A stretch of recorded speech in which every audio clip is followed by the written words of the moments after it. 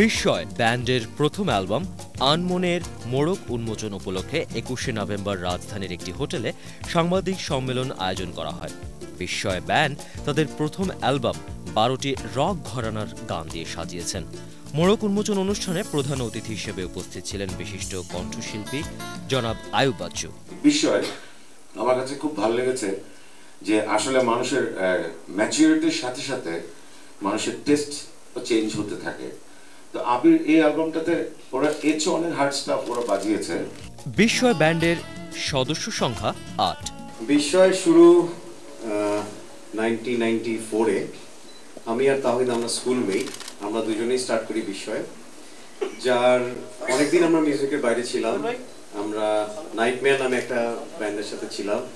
তো দীর্ঘ এই পরিক্রমায় আমরা ৬ জন মিলে এই ব্যান্ডটা ফর্ম করি। আমাদের এই অ্যালবামটি ১২টি গান দিয়ে সাজানো হয়েছে। ফাইভ মিউজিকের ব্যানার এটি পাওয়া যাচ্ছে। We tried hour level best. জাজ করার দায়িত্ব আপনাদের উপর।